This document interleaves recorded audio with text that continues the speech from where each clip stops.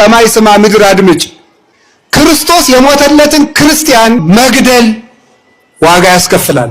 10 ሰው ሞተ እኮ አስደነግጥህም። አሁን አዎ በእንትና ዞን ታጣቂዎች 10 ሰው ገደሉ ምናምን አምልጠዋቸዋል ማለት ነው ምናምን። እንዲሁም 101 ዓመት የሞላው የቅዱስ ገብርኤል ቤተክርስቲያን በእሳት ነዷል። ከቀናት በፊት የተወሰኑ ሊቃነ ጳጳሳት ሰብሰብ ብለው አርሲ ላይ እየነደደ ያለውን ችግር እናጠፋለን ብለው ቆርጠው ሄደው ሲሸላለሙ ተመልክተናል አይደል? 1 2 3 4 5ኛ ጊዜ እንደዛ ሲሆን አርሲ ላይ ግን እስካሁን ድረስ የቆመ አንድም ግፍ የለም። እኔ በግሌ ዜና የመስራትም ምንምም የምጠብቀው አባት ምንምም የምጠብቀው የበላይ አካል የለኝም። ሁሉም ነገር በክንዳችን ስር እንዳለ ነው የሚሰማኝ።